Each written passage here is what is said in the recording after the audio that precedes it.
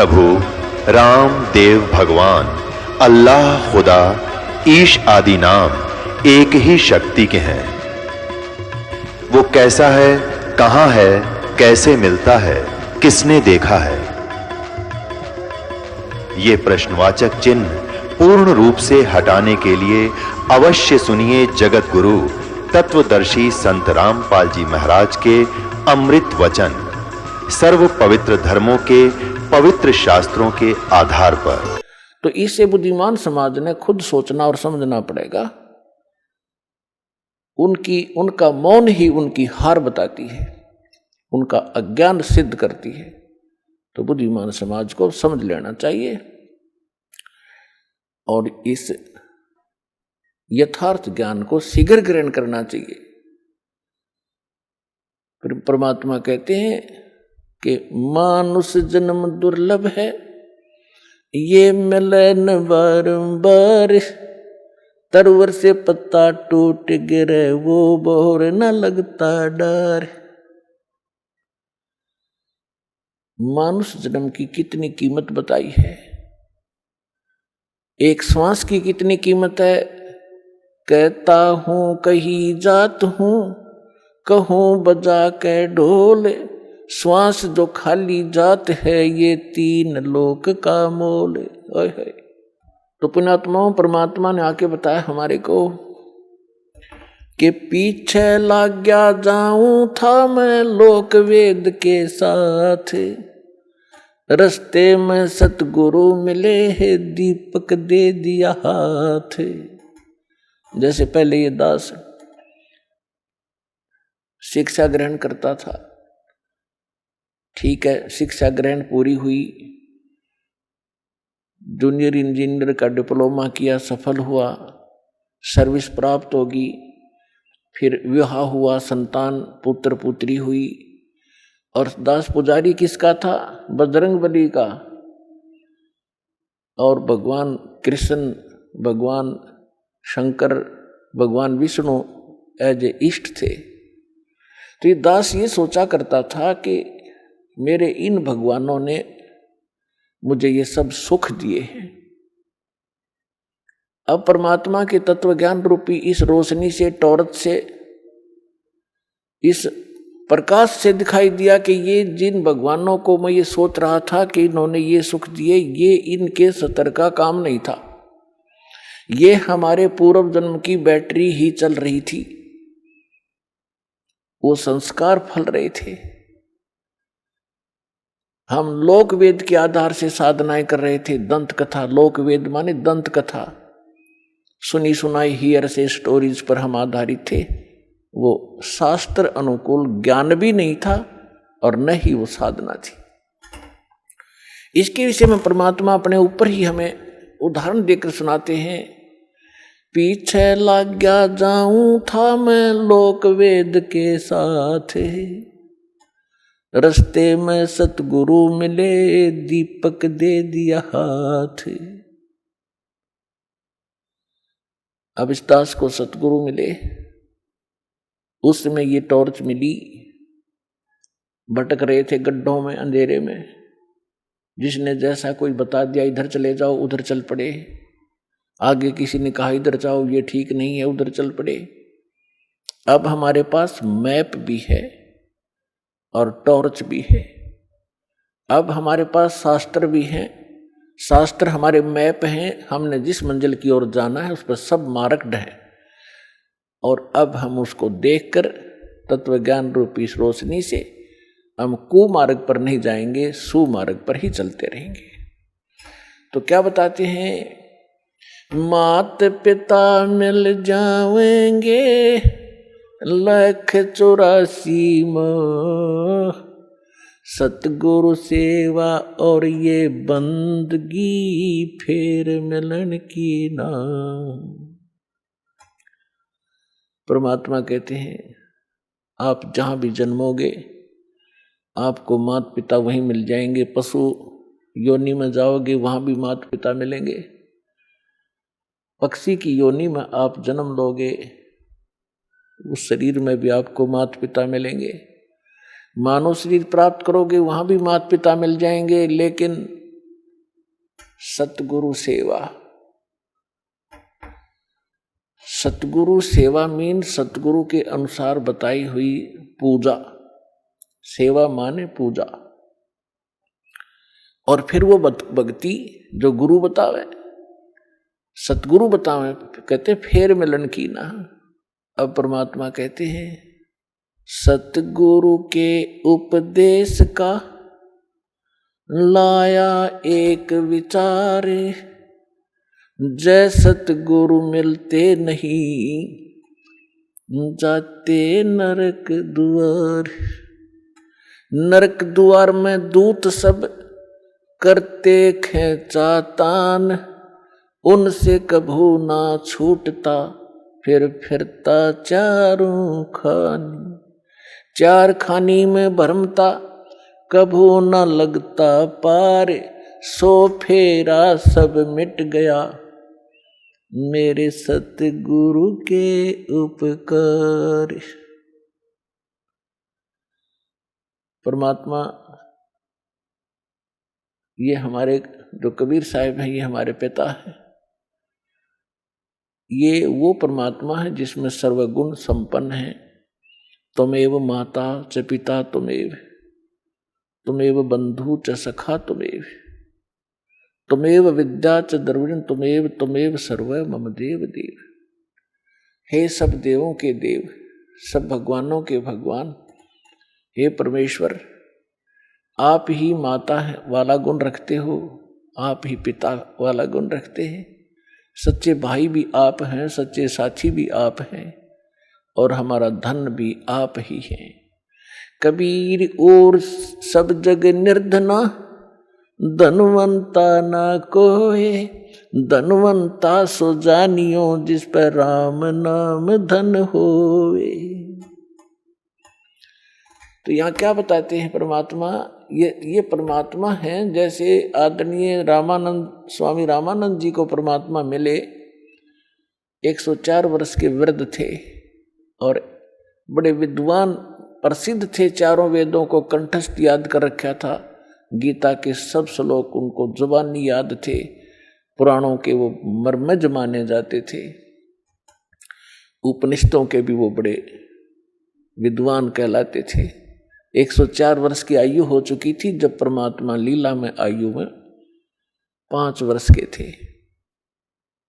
उस 5 वर्ष के बालक ने 104 वर्ष के उस वृद्ध की ज्ञान के अंदर घिघी बांध दी। परमात्मा ने एक प्रश्न किया था स्वामी रामानंद जी से कि कौन ब्रह्मा का पिता है और कौन विष्णु की मां, शंकर का दादा कौन है, पंडित जी दे बता। अब रामानंद जी कहने लगे कि क्या बात कर रहे हो, इनके कोई माता पिता नहीं, ये तो स्वयंभू हैं। परमात्मा ने कहा कि मोती मुक्ता दर्शत नाही, ये जग है सब अंदरे, दिखत के तो नैन चश्म, इनका फिरा मोतिया बंदरे। ये विद्वान कवावे और कख पता नहीं न सदग्रंथों का। जैसे किसी को मोतिया बिंद का रोग आंखों में हो जाता है, उसकी आंखें स्वस्थ दिखाई देती है लेकिन उसको दिखता कुछ नहीं, वो दूसरे को स्वस्थ दिखाई देती है, उसको स्वयं को कुछ नहीं दिखाई दे रहा। इसलिए परमात्मा बताते हैं कि मोती मुक्ता दर्शत नाही, मोक्ष मार्ग रूपी जो मोती है, जो वास्तविक साधना है, इनको ज्ञान है, वो ज्ञान का पता नहीं। और ये दिखत के तो नैन चश्म, इनका फिरा मोतिया बंदरे। तो परमात्मा ने कहा कि आप शिव पुराण को पढ़कर देखिए स्वामी जी, रुद्र संहिता, उसमें परमात्मा ने बताया कि ऐसे ऐसे जिसको आप महाशिव कहते हो ये काल है, सारी कहानी सुनाई। उसको कंठस्थ याद थे, स्वामी जी को तुरंत समझ गए। बुद्धिमान व्यक्ति को समझाना इस अध्यात्म ज्ञान से, जो दास ज्ञान दे रहा परमात्मा का दिया हुआ, बुद्धिमान समाज जो थोड़ा सा भी आध्यात्मिक रुचि रखता है और सदग्रंथों का थोड़ा बहुत अध्ययन करता रहा है, उसको समझाना बहुत आसान है। जिन सदग्रंथों को डेली पढ़ा करता था उसको पता नहीं था ये हमें बताना क्या चाहते हैं। तो उसी समय रामानंद जी परमात्मा बताते गए, उनको याद थे, कंठस्थ याद थे, सिर लाते गए, हाँ बिल्कुल ठीक, ऐसा ही है, ऐसा ही है। तो उसके बाद रामानंद जी ने अपनी फिर एक तिगड़मबाजी अड़ाई कि बच्चा मैं समाधिस्थ होता हूं तो मेरी समाधि बहुत दूर पहुंच जाती है, मेडिटेशन। परमात्मा ने कहा कि लगाइए आपकी समाधि, देखते हैं कहां तक जाती है। स्वामी रामानंद जी ने, उनका रोज का अभ्यास था, 1 सेकंड में समाधिस्थ हुए।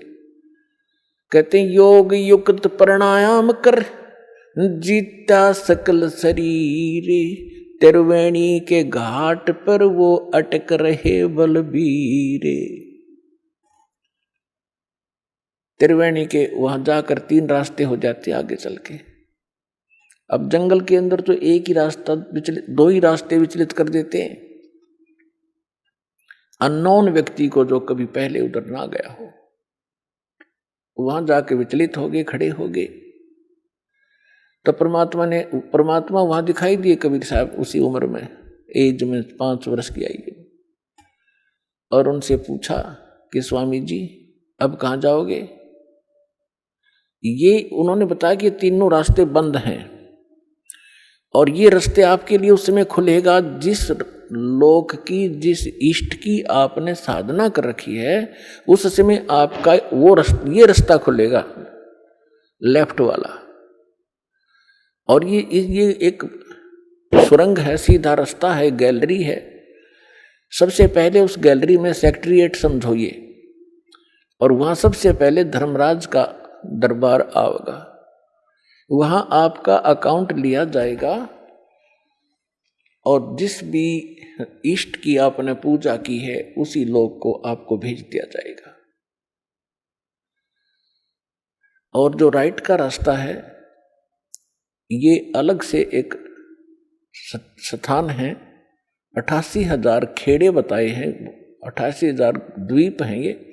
इनमें वो हंस भेजे जाते हैं जो ब्रह्म के साधक होते हैं, और उनको अलग से राज्य दिया जाता है वहां का। और जो सामने वाला रास्ता ये ब्रह्मरंध्र है, ये सामने वाला रास्ता ये ब्रह्मरंध्र है। ये तुम्हारे किसी मंत्र से नहीं खुल सकता,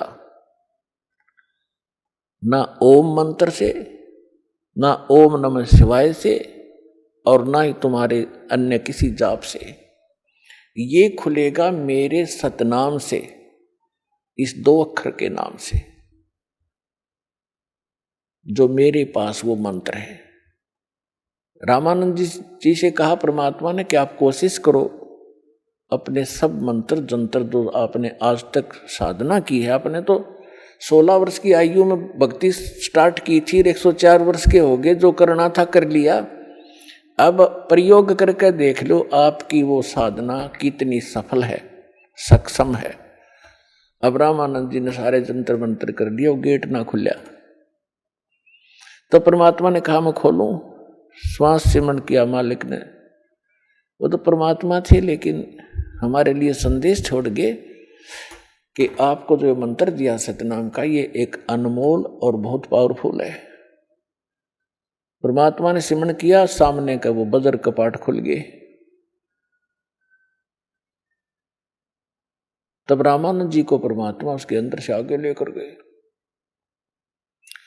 जिस ब्रह्म को आप निराकार बताते थे, ये सामने बैठा, परमात्मा ने दिखा कि वो बैठा, देखो ये है वो तेरा महाशिव। इसको महाविष्णु भी कहते हो, मां ब्रह्मा भी कहते हो। ये ब्रह्मा विष्णु महेश का पिता है। और ये काल है 1 लाख मानव शरीरधारी प्राणियों को नित खाता है। तुम्हारे को मूर्ख बना के यहाँ फंसा रखा है इसने स्वार्थवश। आपसे संतानों उत्पत्ति करवाता और खाता ये है जैसे कसाई बकरे पालता है, उनकी कितनी केयर टेक करता है, कितनी संभाल करता है। नर और मादा उनको छोड़ देता है इकट्ठे करके, वो समय आने पर संतान उत्पत्ति करते हैं। और खाता कसाई है या उसको अपने स्वार्थ से बेचता है। यही स्थिति तुम्हारी इस ब्रह्म की है, परमात्मा ने बताया। अब रामानंद जी सब देख रहे हैं, सुन रहे हैं। फिर परमेश्वर उनको 11वें द्वार से पार किया, जिसमें अक्षर पुरुष का लोक प्रारंभ होता है।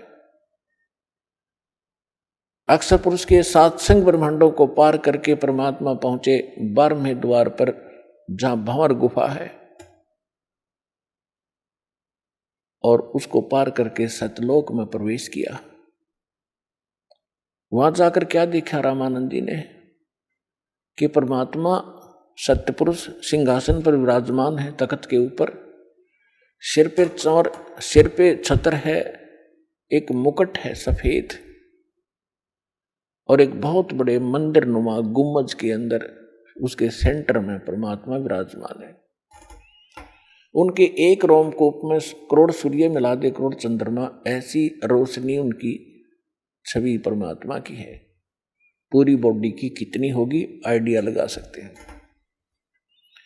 कबीर साहब 5 वर्ष के बालक के रूप में चंवर उठाया जो वहां रखा था, और जो सिंहासन पर बैठे थे परमात्मा उस पर चंवर करने लगे, जैसे एक सेवक यहां तो गुरुजी पर करते हैं, ऐसे कर रहा था। अब रामानंद जी सोचने लगे कि कबीर तो यहाँ का कोई गण है, देव है, और सचमुच ये अमर पुरुष तो ये बैठे हैं तख्त पर, सिंहासन पर। इतने में क्या हुआ, अमर पुरुष दिखाई दे रहे थे, वो खड़े हुए और 5 वर्ष के बालक को करबद्ध होकर संकेत किया कि बैठो भगवान, ग्रहण करो अपना सिंहासन। जब कबीर साहब उस सिंहासन के ऊपर उछल कर बैठे और चंवर वो परमात्मा करने लगे, उस बालक जो अनंत कोट ब्रह्मांड के सिंहासन पर बच्चे रूप में परमात्मा विराजमान हुए, कबीर जी। अब वो वयोवृद्ध स्वामी रामानंद जी कंफ्यूज हो गया कि भगवान कौन सा फिर इनमें। इतने मोते जो में शरीर जो परमात्मा मान रहे थे रामानंद जी, वो 5 वर्ष के बालक में समा गए। अकेले कबीर परमात्मा 5 वर्ष के बालक अनंत कोट ब्रह्मांड के कंट्रोलर के सिंहासन पर विराजमान थे। तब परमात्मा ने कहा कि रामानंद जी, हम ही अलख अला हैं, कुतुब गोस और पीरे, गरीब दास खालक धनी, हमरा नाम कबीरे। ए स्वामी सृष्टा में सृष्टि हमारे तीरे, दास गरीब अधर बसू हूँ अवगत सत कबीर। जब परमात्मा ने पहले ये बात वार्ता की थी रामानंद जी से, तो उस समय फिर दोहराई। रामानंद जी गदगद हो गए कि मुझे तो सहज में भगवान मिल गए, और 104 वर्ष का हो गया, मैंने डले ढोए अभी तक। तो परमात्मा ने कहा कि जाओ स्वामी जी वापस जाइए। इतना ही कहा था कि बड़े वेग से स्वामी जी की आत्मा बॉडी में आ गई, और एकदम ऐसे देखा सामने, तो सामने वही सूरत, वही मूर्त, 5 वर्ष का बालक सामने बैठा, चरणों में गिर गया। 104 वर्ष का विद्वान पाक रहा था, बिना ज्ञान के न्यू डले डोआ प्राणी। अब दुनिया में महिमा थी, 1400 ऋषि शेष बना रखे थे जो उसके ज्ञान का प्रचार किया करते थे।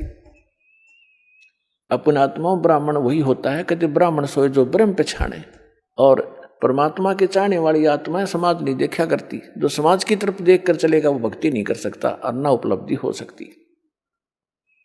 एक तरफ तो पूरी प्रभुता, स्वामी पना उसका, 1400 ऋषि उसके चरणों में दंडोत प्रणाम करें और जनता उनका ज्ञान सुने, और एक तरफ भगवान खड़े।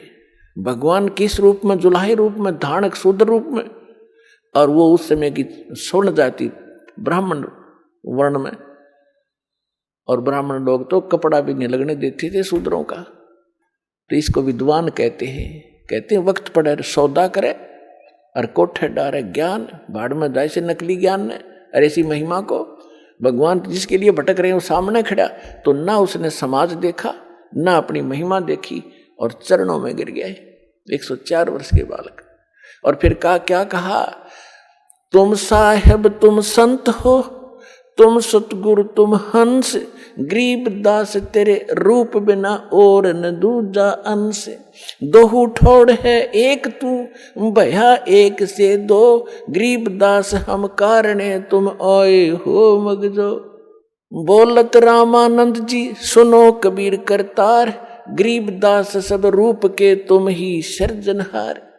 अब गरीबदास जी का नाम इसमें इस प्रकार आता है जैसे तुलसीदास जी ने रामायण दोबारा लिखी यथार्थ, तो तुलसीदास जी का ऐसे नाम आता है। ऐसे गरीबदास महाराज ने परमात्मा से परिचित होने के बाद सचखंड सतलोक को आंखों से देखने के उपरांत परमेश्वर की वो महिमा पूर्व की और वर्तमान की वो सभी बोली लिखवाई, इसलिए उनका नाम इसके साथ चलता है।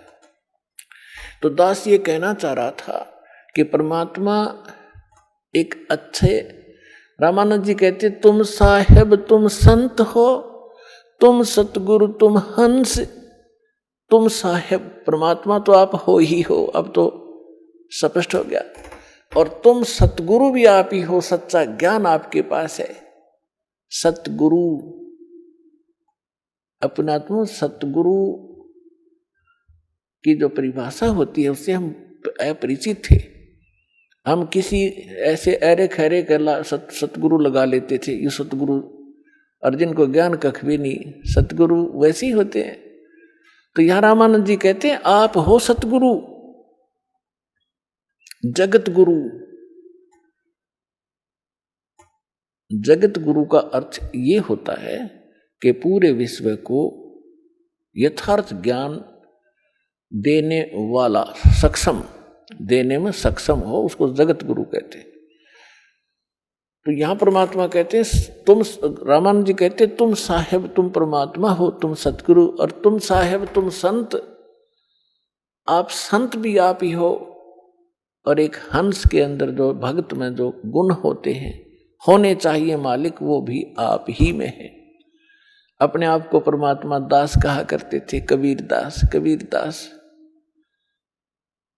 और अधीन रहा करते थे। कोई बुरा कहता था, भला कहता था, कभी किसी से अक्षुब्ध नहीं होते थे। तो कहने का भाव है दास का कि परमात्मा अपने आप पर ही सभी वाणी बोलकर हम भोली आत्माओं को समझाना चाहते थे। तो क्या बता रहे हैं, सतगुरु के उपदेश का लाया एक विचार, जय सतगुरु मिलते नहीं तो जाते नरक द्वार। अपने आत्माओं भविष्य के दुखों का हमें ज्ञान नहीं, क्योंकि हम अध्यात्म ज्ञानहीन हो गए, और जिन वो को हम सतगुरु गुरु मानकर जिनका शरण लिए हुए थे उनको आप कुछ पता नहीं, वो अपने जैसे आप जैसे ही बस नॉलेज रखते थे। तो यहां क्या बता रहे हैं कि भविष्य में कितने कष्ट होते इस प्राणी पर। 84 लाख योन के प्राणियों के शरीरों में आप झांक कर देखो, एक का शरीर झांक लो किसी कुत्ते गधे सुअर का। आज आप क्या खा पी रहे हो, आप कैसे रह रहे हो, आप कितनी सुविधाएं प्राप्त किए हुए हो। और यदि सत भक्ति नहीं की, सतगुरु मिले नहीं, तो सतगुरु मिले बिना भक्ति नहीं हो सकती। तो फिर आपके ऊपर कितना कहर टूटेगा, आपका जीवन नाश हुआ, आपके पूर्व के पुण्य का नाश हुआ, और आगे आपके साथ के बनेगी। अब परमात्मा ने आके हमें बताया है। अब देखिएगा एक कुत्ता, अब उसकी दिनचर्या देख लो एक दिन की, वही पर्याप्त है। सारी रात गली में बैठा रहता है, सर्दी होती है, वर्षा होती है, ओले गिरते हैं, शीत लहर चल रही होती है, गर्मी चल आती है, और फिर सुबह सारी रात भौंकता है कि उसमें गुण ऐसा है, बेमतलब बकवादकरण की आदत हमारी अब भी है। तो मरने के बाद कोई किसी योनि में जाएंगे, वहां भी यही स्वभाव रहेगा। सारी रात भौंकेगा, भूख लगती है, सुबह उठते ही कहां चलेगा, किसी का दरवाजा खुला और दाव लगा के सीधा कहाँ पहुंचेगा? रसोई की तरफ भागेगा जहां उसको महक आ रही होगी। अब उसको रसोई में कौन घुसने देगा? अफलातून को, जब तो मनुष्य जीवन खो दिया बकवाद करके, गुटी सूटी ला के, सुनी नहीं किसी संत भगत की। तो फिर वहां से उसको भगाया जाता है, नहीं भागता तो उसका लठ मारेंगे। अब लठ लगते ही वो फिर काफी देर तो चिल्लाएगा गली में खड़ा होके, फिर दूसरे दरवाजे की तरफ चलेगा, शायद यहाँ कुछ बात बन जाए। वहां उसकी किस्मत है, उसका लठ मिले, कोई टोक मिले। यदि वहां भी डंडा लग गया तो सीधा बाहर भागेगा जंगल की ओर, और वहां क्या खाएगा? टट्टी खाएगा जाकर वो। पुणात्मा परमात्मा हमें याद दिलाना चाहते हैं, कबीर ये माया अटपटी, सब गट आन अड़ी, किस किस ने समझाऊं या कुएं भांग पड़ी। इस काल ने मनुष्य जीवन में इस जीव का इतनी भांग प्या दी, मान बढ़ाई की, समय पर टूक मिल गए, कोई ठीक बंगला कार होगी, कोई पोस्ट होगी, अफलातून पाक गया। बिना ज्ञान के बकवाद है सारी। और जिस दिन इस तत्व ज्ञान की रोशनी से वो देखेगा अपने भविष्य के इतिहास को, कलेजा हिल जाएगा मानस जीव का। तो ये ज्ञान सतगुरु बिना नहीं बताया जा सकता। और सतगुरु या तो स्वयं परमात्मा ही होते हैं कबीर साहब, या उनका कृपा पात्र, उनका दास विशेष ही होता है। नहीं तो ये कितने दिन हो गए कबीर पंथ में लाखों की संख्या में गुरु हैं और करोड़ों की संख्या में अनुयायी हैं, कोई विकार छोड़ रहा नहीं, किसी का कोई भाव ठीक नहीं, आम इंसान से भी सतर गिरा हुआ इन लोगों का। चाहे कोई किसी भी पंथ को देख लो आप, तो भक्तों के लक्षण जारे होते हैं, उनकी क्रियाओं में भी अंतर होता है, उनके स्वभाव में परिवर्तन होता है, वो सतगुरु बिना नहीं होता।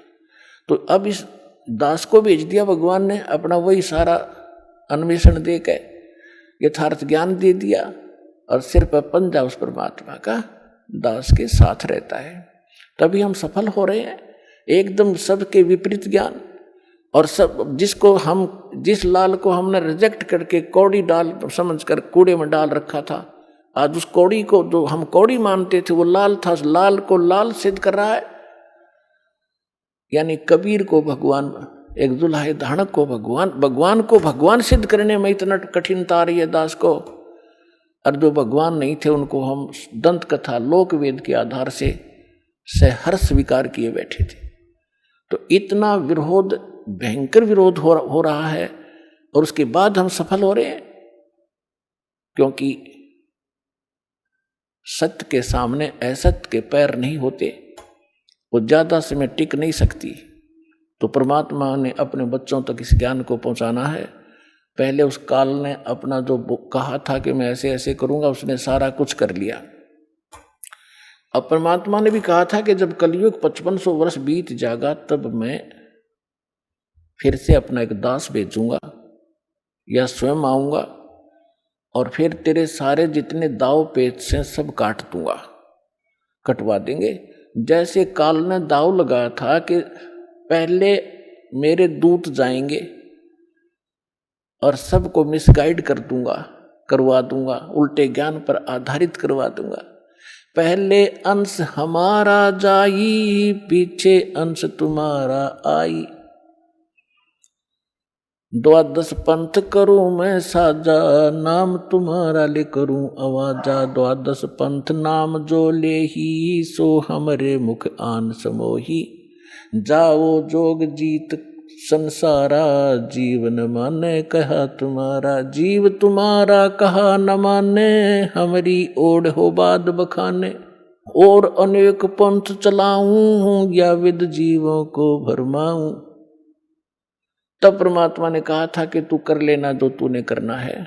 फिर हमने धर दिया समय, हमने ये ठीक रख दी, जब कलयुग 5500 बीत जाएगा फिर हम आएंगे या अपना कोई दास भेजेंगे। दास भेजा है तो परमात्मा साथ है, तो वो ही समझो साथ ही है, उनकी कृपा से सारा कुछ हो रहा है।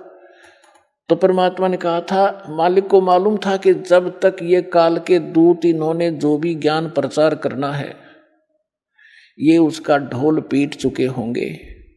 इनके अनुभव के इनके शिष्य भी अच्छी तरह उनके ज्ञान को ग्रहण कर चुके होंगे, और 100 वर्ष इनको बीत चुके होंगे उस अज्ञान प्रचार करते हुए उन संतों ने, और उनकी पुस्तकें बन चुकी होंगी।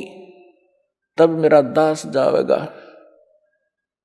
और उनको सदग्रंथों से मिला के दिखावेगा। तो परमात्मा के बच्चे उन दोनों की तुलना को देखकर तुरंत उस नकली को रिजेक्ट करके हमारे पास आ जाएंगे। परमात्मा ने ये दाव पेच रखा था। इसलिए धर्मदास जी से कहा था, धर्मदास मेरी लाख दुहाई, ये मूल ज्ञान अभी कहीं बाहर ना जाए। जो मूल ज्ञान है ये दास बता रहा है। इस दास के अतिरिक्त या उन महापुरुषों को जिनको परमात्मा मिले ये मूल ज्ञान नहीं दिया, ना ही ये मूल मंत्र दिए। नहीं तो इन नकली पंथों के हाथ ये मूल ज्ञान और ये मूल मंत्र होते लग जाते तो ये भी यही ज्ञान और यही मंत्र देते रहते, और वो अधिकारी थे नहीं, उससे लाभ होना ही नहीं था। जिस कारण से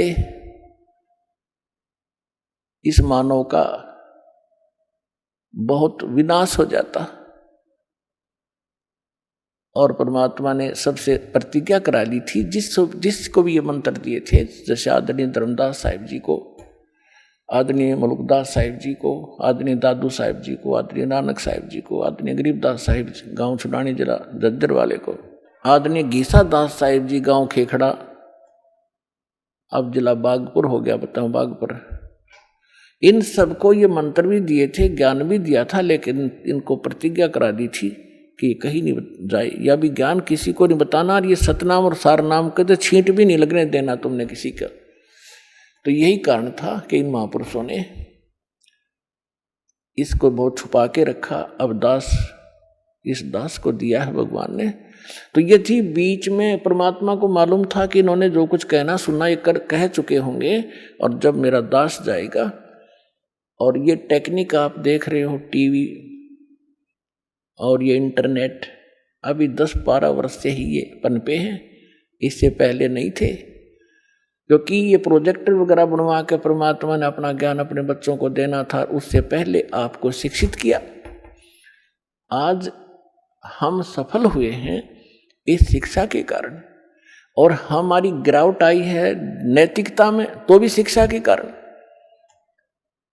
आप देखो, हम क्योंकि दास ने दोनों जमाने देखे हैं, वो जमाना भी देखा है कि आपस में कितना प्यार होता था। हमारे चाचे ताऊ दूर दूर के रिश्तेदारों का गांव में एक दूसरे का सहयोग करते थे।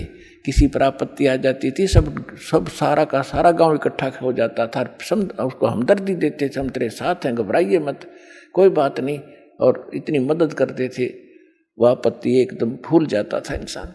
और आज सोचा यूँ मर जाता बढ़िया जल्दी पड़ोसी, और अपने आप को पता नहीं क्या बना लिया, 2 अक्षर सीख लिए, कोई अफसर लग गया, और कल मृत्यु हो जाएगी, गधा बनेगा। वो दुख नहीं दिखता इस अध्यात्म ज्ञान के अभाव से। तो इस अध्यात्म ज्ञान से हमारी वो मोतिया बिंद समाप्त होगा, जिसके कारण हम बकवाद कर रहे हैं, और एक जीव अपने आप को यहाँ पता नहीं क्या मान बैठा है। तो जीव को अपनी औकात का पता लगे, फिर किसी भी पोस्ट पर रहे वो दास बनकर रहेगा, और जिस कारण से उसके कर्म नहीं बिगड़ेंगे। आज आप देख रहे हो, किसी ऑफिस में जाइए, किसी भी ऑफिस में जाइए, कोई ABC कोई कमी नहीं रही किसी की भी। और हमने दास ने उसको भी देखा है, नौकरी करके भी देखा है, वहाँ के लोगों का व्यवहार विचार भी देखा है। तो वहाँ की उसको देखकर हम गांव के व्यवहार से तुलना करता था दास उस समय भी, कि देखो यहाँ और वहाँ में कितना दिन रात का अंतर है।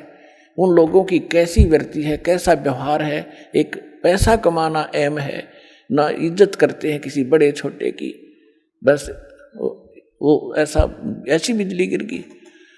तो कहने का भाव ये है, पुण्यात्मा, जब ज्ञान होगा और भक्त बनोगे, आत्मा में डर होगा परमात्मा का, और सामने वाला भी परमात्मा का बच्चा है। और जैसे किसी अफसर के बच्चे को एक नौकर गलत बोल सकता है, उसको गलत व्यवहार कर सकता है, उसको जिसने भांग शराब पी रखी हो वो कर सकता है, लेकिन फिर उसको सजा भी भोगनी पड़ेगी। तो इस प्रकार हमने अकाल की भांग पी रखी है, और हम अपने ही भाई अब इस परमात्मा के बच्चों को सताते हैं। छोटे बड़े होकर के। तो इससे आपको डर बनेगा, सच्चाई से परिचित होगे। और चींटी से लेकर हाथी तक और रंग से लेकर राजा तक ये जीव हैं सभी। ब्रह्मा विष्णु महेश तक भी जीव हैं। और कुछ पिछले पनों से थोड़ा सा कोई ऊपर उठा हुआ है तो वो तो ऐसा है जैसे वर्षा के दिनों में चींटियां होती हैं पंखों वाली, और वो पंखों वाली चींटियां उड़ जाती हैं, शेष चींटियां वहीं बैठी होती हैं। वो सोचती हैं तो भगवान बन गई और पता नहीं कहाँ देवताओं तो मिलकाती होगी। और फिर रात में जब बल्लभ जगते हैं वो उड़ के जाती है, उस बल्लभ का टक्कर मार मार कर या दीपक के अंदर पड़ कर जल कर मर जाती है, या बचती है तो उसकी पांख कट जाती है, वो कीड़ी की कीड़ी घिसर रही होती है वहाँ पर। तो आज तो ये ब्रह्मा विष्णु महेश और देव और यहाँ पर मंत्री मुख्यमंत्री या अफसर बने हैं, ये उन चींटियां जैसे समझो जिनका पांख उगेगी और ये पांख कटेंगी एक दिन। कोई रिटायर हो रहा हो ना, कोई अफसर उससे मिलकर देखिए पार्क में जाके, अब उसकी वो पांख कट गई, अब वो घिसट रहा है वहाँ पर। तो हम फिर इस भगवान के ज्ञान से पहले ही समझ जाएंगे कि हम क्या है। बेशक हमारे पंख होंगे यानी अफसर होंगे, लेकिन हम बकवाद नहीं करेंगे। इस ज्ञान के अभाव से हम अपना कर्म फोड़ रहे हैं, कर्म बिगाड़ रहे हैं। तो ज्ञान होगा तो डर होगा, डर होगा तो बचाव होगा। तो इस ज्ञान से बात बनेगी। अब हम उसी प्रसंग पर आते हैं कि जैसे सतगुरु के उपदेश का लाया एक विचार, जय सतगुरु मिलते नहीं जाते नरक द्वार। नरक द्वार में दूत सब फिर करते खेचातान, उनसे कभू ना छूटता फिर फिरता चारों खानी। ओए होए, जिस दिन आपकी अब आंग उतर जाएगी पुण्यात्माओं, यानी इस काल के झूठे सुख और यहाँ के जो झूठी पोस्ट का नशा उतर जाएगा आपका, फिर आपकी आंखों से आंसू बहने लगेंगे। आप सोचा करोगे हम देख के क्या बने फिरे थे, हम थे क्या, हम सोच क्या बैठे अपने आप को। और ये ज्ञान ना मिलता, सतगुरु ना मिलते तो क्या बनता आपके हमारे साथ। परमात्मा अपने ऊपर उदाहरण देकर कह रहे हैं कि जैसे यहाँ से जो मृत्यु हो जाती है, चाहे रंक हो चाहे राजा, सभी मरेंगे और यम के दूत उनको पकड़ कर ले जाएंगे जो सत भक्ति नहीं करते। और भक्ति भी कर रहे हैं वो गलत कर रहे हैं, शास्त्र विदिता का मनमाना आचरण कर रहे हैं। तो वो सभी एक सत्र के प्राणी हैं। जो ना कर रहे और गलत कर रहे हैं उनको यमदूत पकड़ कर ले जाते हैं। फिर वहाँ धर्मराज के दरबार में आपका अकाउंट करवा के फिर वो उठाकर लठ ऐसे हाँकते हैं लाखों की संख्या में, जैसे डांगर पशुओं का लठ मार मार के, और फाटक में रोक क्या करें अंदर, और वो वापस भाजे क्योंकि आगे हाहाकार हुआ त्रि नरक में। और उन सबको कहा कि चलो, लाखों की संख्या में चारों तरफ यम के दूत लठ लिए खड़े, सीधे बाले ठोके। इस सूक्ष्म शरीर के अंदर प्राणी मरता नहीं, लेकिन पीड़ा बहुत होती है इसको। तो वहां वो यम के दूत लठ मार मार के उनको उस नरक की तरफ, उस गेट में आगे सरकाओ, वो पीछे भागे। कहते वो खेचा ताड़े पाछे तो बाले लाकर फिर जबरदस्ती ठोक दिए जाते नरक में। और उसके बाद फिर नरक भोग कर कहाँ जाते, 84 लाख योनियों के इन जीवों के दुखों को भोगते हैं। पुण्यात्मा, आज आपको जरा सा महसूस हो रहा है क्योंकि समय पर टूक मिल रहे हैं। कोठी बंगले बना के आप निश्चिंत हुए बैठे हो। अब इस एंटीबायोटिक, इस ज्ञान से, इन कैप्सूल से आपका नशा उतारा जाएगा। पहले तो जब नशा उतर जाएगा जब तो आप आगे चलोगे, नहीं तो यहीं बैठे बैठे टूल ले जाओगे। तो पहले आपका नशा उतारा जाएगा इस सत्संग के माध्यम से। और सतगुरु बिना सत्संग हो नहीं सकता। जो कितनी बात बनाओ, वो साची कह नहीं सकता, उसके पास सत्य होती नहीं, उसकी बात में दम नहीं होता। वह कहते हुए सोबर सोचता है कहीं तेरी झूठ ना पकड़ी जा। और यह सारे वचन सत्य हैं, सारा ज्ञान सत्य है, सब मंत्र सत्य है, और भगवान हमारा सत्य है, सत साहिब है। तो क्या बताते हैं भगवान के नरक द्वार पे, नरक के गेट पे दूत सब वो करते खेचा ताण, और उन ते कभू ना छूटता, फिर फिरता चारू खान। चार खानी में भरमता। चार खानी कौन सी है? जैसे कुछ तो अंडे से उत्पन्न होते हैं, कुछ जेर में लिपटे हुए उत्पन्न होते हैं, उनको बोलते हैं अंडज, जेरज, श्वेतज और उद्भुत। ये चार प्रकार से जीवों की उत्पत्ति होती है। इनको चार ग्रुपों में बांटा गया है। इसमें 84 लाख प्रकार के प्राणी होते हैं, जैसे मच्छर, मक्खी, की पशु पक्षी सारे लगाकर। तो परमात्मा कहते हैं कि उसके बाद फिर 84 लाख प्रकार के प्राणियों के शरीरों में दुख उठाते। चार खानी में भरमता और कभू न लगता पार, सो फेरा सब मिट गया मेरे सतगुरु के उपकारी। ओए होए। अब क्या बता रहे हैं परमात्मा कि इतना आपको बाईपास निकाल दिया सतगुरु ने। और फिर क्या बताते हैं?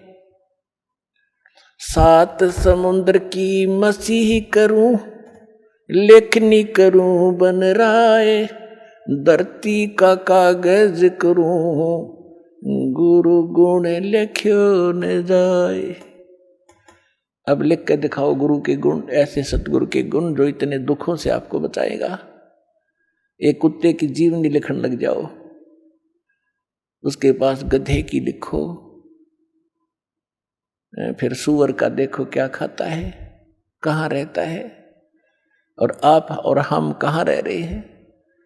ये सुविधा आपको क्यों प्राप्त है? जैसे विद्यार्थी को माता पिता, चाहे मजदूर हो, चाहे किसान हो, या कोई बिजनेसमैन है, अपने बच्चों को पूरी सुविधा देता है, समय देता है, बेटा जाओ तुम स्कूल में शिक्षा ग्रहण करो, अच्छी ड्रेस पहनाता है, आपसे फटे पुराने पहनता है, उसको अच्छी ड्रेस देता है। और जो बच्चा उस विद्या काल में शिक्षा समय के अंदर बकवाद करता है, शिक्षा ग्रहण नहीं करता है, आगे जाकर उसको कितना कष्ट होता है। यही स्थिति आज आपकी है। जिनको मानव शरीर प्राप्त है वो उस विद्यालय में प्रवेश प्राप्त है जिसमें मोक्ष हो सकता है, मोक्ष होता है। यानी भक्ति के लिए आपको ये ड्रेस अलग से मिली है, ये सुविधाएं मिली है। और जो इन सुविधाओं का दुरुपयोग करता है, कोठी बंगले बनाने में अपना जीवन नाश कर रहा है, और यहाँ के ड्रामाबाजी करके ब्याह शादियों में अपनी शान और शौकत दिखाता है, वो महामूर्ख व्यक्ति है इस भक्ति के मार्ग में। समाज से कुछ भी करो, लेकिन भगत के लिए ये बिल्कुल अलाउड नहीं है। अध्यापक इस विद्यार्थी के लिए, विद्यार्थी सिनेमा देखे, शराब पीवे और ताश खेले, सारा दिन बकवाद करे, अपना उद्देश्य नहीं कर रहा है, तो विद्यार्थी बेशक है लेकिन वो उद्देश्य से भटका हुआ। तो ऐसे ही वो दशा उस व्यक्ति की है जो मनुष्य शरीर प्राप्त करके सत साधना नहीं करते। तो यहाँ क्या बताते हैं परमात्मा? 7 समुद्र की मसी करूं, लेखनी करूं बन राय, धरती का कागज करूं, गुरु गुण लिख्यो न जाए। और फिर क्या बताते हैं? गरीबदास जी परमात्मा से परिचित होने के उपरांत कहते हैं, सतगुरु के सजदा करूं, कर्म छुटाए कोटि, जो ऐसे सतगुरु की निंदा करे, जम तोड़ेंगे ओठ। के सतगुरु के सजदा करूं, ये पाप छुटाए कोट, करोड़ों पापों से बचा दिया हमारे को। अब सारा दिन आपका कैसा शेड्यूल बना दिया भगवान ने। पुण्यात्माओं देखो, विद्यार्थी का जो सिलेबस है उसने कंप्लीट करना पड़ेगा, तभी वो सफलता पाएगा। आपको जो सुबह दोपहर शाम की जो नित्य नेम दिए हैं वो करने, फिर मंत्र बताया है, प्रथम मंत्र फिर द्वितीय मंत्र, आपका कितना बिजी शेड्यूल हो गया। और फिर अपना काम भी करो जो निर्वाह के लिए। और पहले हम निर्वाह के काम में सारा ही डिवोट कर रहे थे, सारा जीवन लाए बैठे थे, और फिर भी हानि जो की तू, जो लाभ होना वो हो ही रहा, संस्कार का हानि हुई वो भी होगी। और जब हानि होती थी, सारा दिन धंधा करते करते भी नुकसान हो रहे थे, फिर कहाँ जाते थे? कि फलाने के पास चलो जंतर मंतर करवाओ। जब वो जंतर मंतर क्या भगवान की कोई साधना बताओगा? यानी हम अपने स्तर से सारी क्रिया कर्म करते करते, धंधा करते करते भी फेल हुए थे धंधे और बिजनेस में, और फिर भगवान की तरफ भागती थी, और अब साथ भगवान पहले से आपके साथ हो गया। तो आपके वो संसारी कार्य भी बहुत जल्दी शीघ्र सिद्ध होंगे, और आपकी सब सुरक्षा भी होगी इस भक्ति से। तो यहां क्या बताते हैं कि सतगुरु के सिजदा करूं कर्म छुटाए कोट। अब ना जाने समय को आप कहाँ बर्बाद करते, कहाँ ताश खेलते, या राजनीति की बतलाते, अटपट करके कोई लेना एक ने देने दो, या किसी की चुगली करते हो, फलाना ऐसा है, दकड़ा ऐसा है, उसने ऐसा कर लिया, फलाना कर लिया। इतना समय नहीं आपके पास। कोई व्यक्ति आपके पास रिलेटिव आता है अनुपदेशी, उपदेशी आओगा तो भगवान की चर्चा चलेगी, 2 मिनट जो कार्य काम की बात बतला के फिर परमात्मा की चर्चा करोगे। सत्संग में कब गया था, मैं नहीं जान पाया, आपके क्या ज्ञान बताया गुरु जी ने, कुछ मुझे भी बता दो। यानी इस तरह की जिज्ञासा आपके मन में बनी रहेगी, तो वो सारे पाप छूट गए। और फिर हमारे को एक ऐसा सौंप दे दिया, साबुन दे दिया भगवान ने, कि जैसे हम प्रतिदिन कपड़ा पहनते हैं, और वो प्रतिदिन पहनने से स्वाभाविक जिस क्षेत्र में हम रह रहे हैं वो मैला भी होता है, तो सुबह उसको धो ले साबुन और जल से, तो फिर साफ हो जाता है। तो जानबूझ कर को गारा में घसीट है, वो तो मूर्ख था, पहले हम जानबूझ कर गारा में घसीट रहे थे इसने, तो अब तो हम जानबूझ कर अपने पाप इकट्ठे करा को नहीं। अनजाने में कोई होंगे तो उनके लिए हमें मंत्र सारी सिद्ध क्रिया बता दी, ये डेली हमारा अंतःकरण साफ होता रहेगा, हम स्वच्छ बने रहेंगे। तो यहां कहते हैं जय सतगुरु की, ऐसे सतगुरु की कोई निंदा करे तो गरीबदास जी कहते हैं जम तोड़ेंगे होठ। आइए अब हम उन श्रद्धालुओं के अनुभव जानते हैं जो जगत गुरु तत्वदर्शी संत रामपाल जी महाराज जी से दीक्षा प्राप्त कर चुके हैं तथा उनके द्वारा बताए गए भक्ति मार्ग पर चल रहे हैं। नमस्कार सर। नमस्कार सर। सर क्या नाम है आपका? राजकुमार कुर्रे, उड़ेना, धमतरी जिला, छत्तीसगढ़ जी। राजकुमार जी, संत रामपाल जी महाराज से नाम दीक्षा आपने कब ली? 24/9/2013 को जी। संत रामपाल जी महाराज से नाम दीक्षा लेने से पहले आप क्या भक्ति साधनाएं करते थे?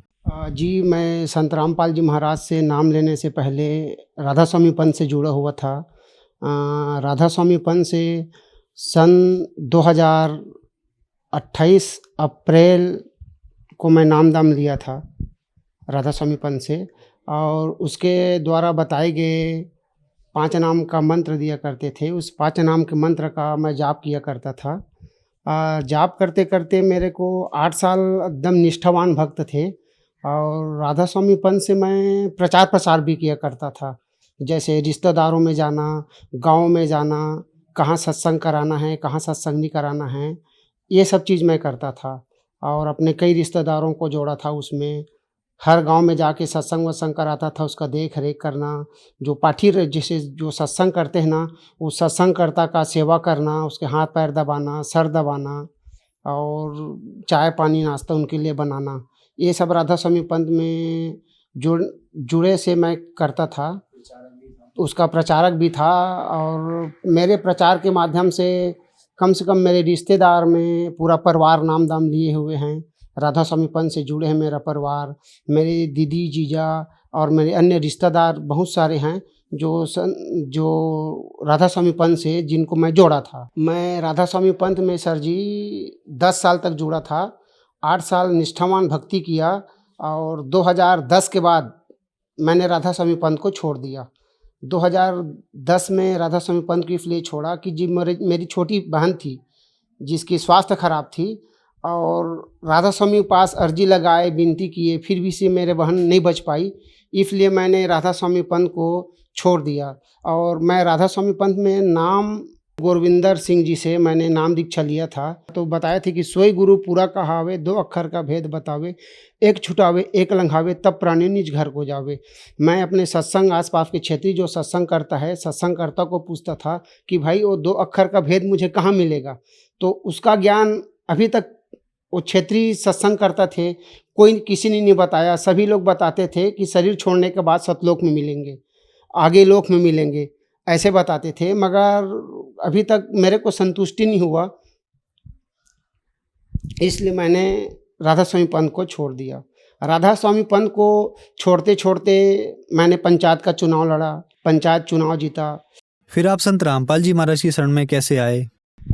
सर जी, मैं संत रामपाल जी महाराज के शरण में ऐसे आया, मेरे घर के पड़ोस में चोवाराम बघेल जी हैं, भगत जी हैं, जो परमात्मा के शरण में जुड़े हुए हैं।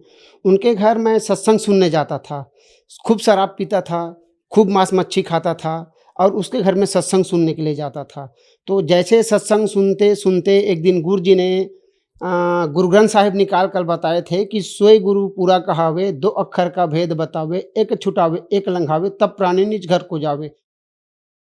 संत रामपाल जी महाराज ने बताया था कि पुस्तक टीवी के माध्यम से कि ये ज्ञान ऐसा है कहकर। तो मैंने देखा ना सर जी, तो फिर मेरा तो नशा ही फट गया कि असली ज्ञान तो यहाँ है, राधा स्वामी में तो है ही नहीं। इसलिए मैंने फिर बंदी छोड़ सदगुरु रामपाल जी महाराज से उसी दिन से दिन निश्चय कर लिया कि मैं संत जी से जुड़ूंगा। ऐसे कहकर मैं 6 माह तक लगातार टीवी में सत्संग सुना और सत्संग सुनने के बाद फिर गांव के लोग, गांव के चौवादास, जगेंद्र दास, ये सब लोग गए वहाँ बरवाला आश्रम। तो मेरे को भी बोला कि जाना है तो चलो जी, अब तुम तो सत्संग सुन रहे हो। तो मैं भी उन्हीं लोगों के साथ परमात्मा के सदगुरु रामपाल जी महाराज के शरण में जुड़ने के लिए चला गया। इससे रामपाल महाराज जी के शरण में जुड़ने से पहले मैं एक तांत्रिक क्रिया करवाता था, जिसको गड़ाधन निकालने के लिए बात बोलते हैं। मेरे पास इतना बड़ा बड़ा तांत्रिक था कि जो एक फ़ोन कर दे तो घर में किसी को, परिवार को, सदस्य को, भूत प्रेत मरी मसान जो भी रहता था, फ़ोन के माध्यम से वो निकाल के बाहर कर देते थे।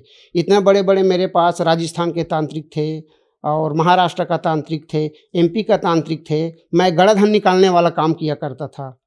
सर, आपने बताया कि आपने राधा स्वामी पंथ से नाम दीक्षा ली थी और वहाँ गुरविंदर सिंह जी महाराज जो सत्संग कर रहे थे, उन्होंने अपने सत्संग में बताया कि जो पूरा गुरु होगा वो 2 अक्षर का भेद बताएगा, लेकिन उन्होंने आपको 2 अक्षर का भेद नहीं बताया और राधा स्वामी पंथ में भी आपको 2 अक्षर का भेद नहीं मिला। तो फिर संत रामपाल जी महाराज ने क्या आपको 2 अक्षर का भेद बताया? सर जी, बात ऐसा है कि संत रामपाल जी महाराज ने वो 2 अक्षर का भेद पूरा खोल के बताया, प्रमाणित करके बताया, सदग्रंथों से बताया, गीता से बताया। और जितने हमारे संत हुए हैं, मुलुकदास, गरीबदास, घीसादास, इन संतों के सदग्रंथों को खोल कर दिखाया और प्रमाणित करके दिखाया कि 2 अक्षर का भेद। फिर ये सारी बात को सुनकर जानकर मैंने बंदी छोड़ सदगुरु रामपाल जी महाराज से नाम दीक्षा लिया। संत रामपाल जी महाराज से नाम दीक्षा लेने के बाद क्या आपको लाभ भी मिले? सर जी, संत रामपाल जी महाराज से नाम दीक्षा लेने के बाद मेरे को बहुत सारे लाभ हुआ। सबसे पहला लाभ है सर जी, मुझे जो 2 अक्षर का भेद चाहिए था, जो गुप्त नाम चाहिए था, उन्होंने, परमात्मा ने मुझे वो नाम आज के डेट में बख्शिश कर दिया है भगत जी। ग्राम सचिव की गलती के कारण मेरे ऊपर 6,05,000 का मतलब जमा पटाने के लिए निकला था।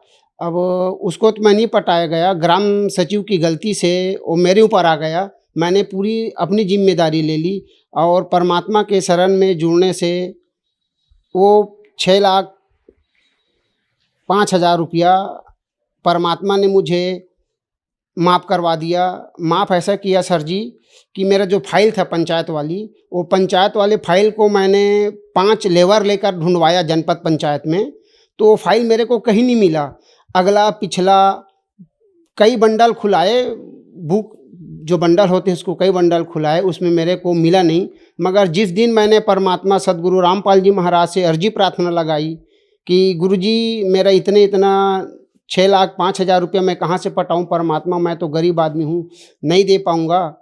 तो इतने में परमात्मा मेरी पुकार सुनी। पुकार सुनने के बाद उस फाइल को जनपद पंचायत में सामने दराज में मिला। जिस दराज को हमने 20 बार ढूंढवाया, 20 बार खुलवाया, ओनली फॉर उस दराज में एक ही फाइल था मेरा। 3-4 फाइल था मेरा, चारों फाइल ऊपर में बंधा हुआ मिला। ये मेरे को सर जी सबसे बड़ा लाभ ये मिला कि मेरा फाइल मिला। उस फाइल में मेरा 2007-8 लिखा हुआ आया। ऐसे ऐसे करके सर जी मेरा 6,05,000 जो मुझे शासन को पटाना था वो मेरा माफ़ हो गया। आर्थिक स्थिति मेरी इतनी ख़राब थी कि मेरे पास दो कोई मेहमान आ जाए तो उस मेहमान को मैं खाना खिलाने की क्षमता नहीं था मेरा।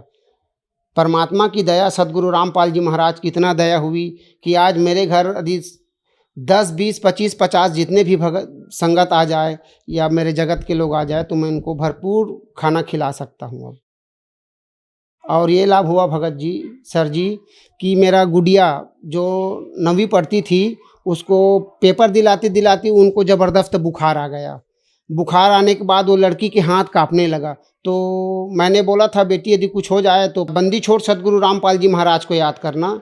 तो मेरे बच्ची ने फिर मंगलाचरण किया, गुरु जी का जो गरुड़ नमो नमो बोलते हैं वो मंगलाचरण किया। उसके बाद परमात्मा ने उसके हाथ को पकड़ा और हाथ को पकड़ के उसके 9वीं की गणित की एग्ज़ाम को पूरा परमात्मा ने 3 घंटा तक दिलाया। मेरे गुड़िया की इतना ज़बरदस्त बुखार था कि वो लिख पा नहीं रहा था।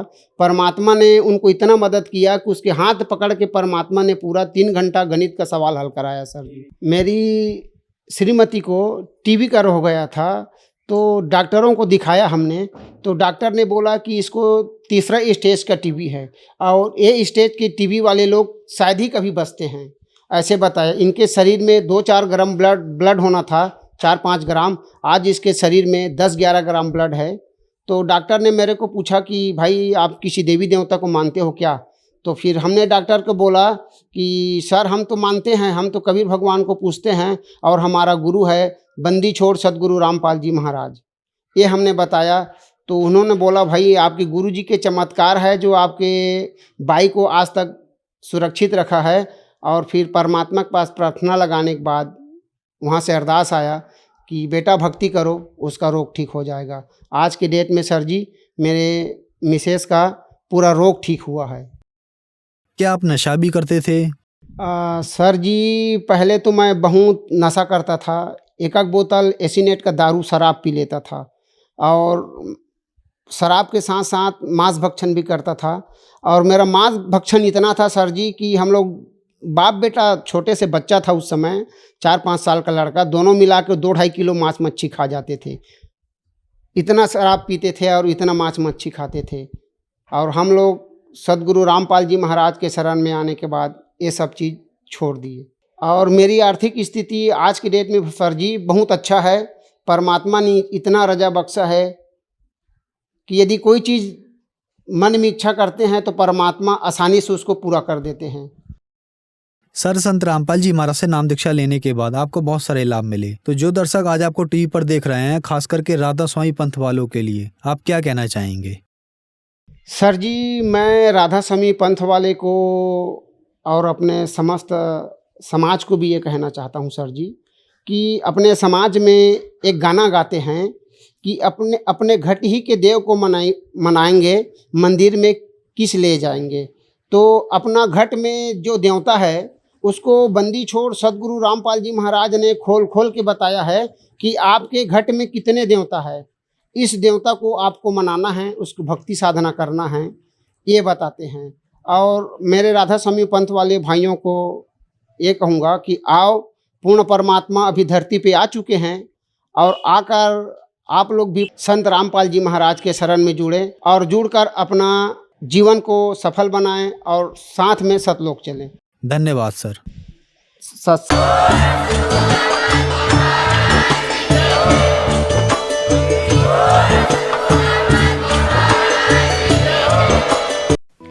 आप सुन रहे थे जगत गुरु तत्वदर्शी संत रामपाल जी महाराज के मंगल प्रवचन।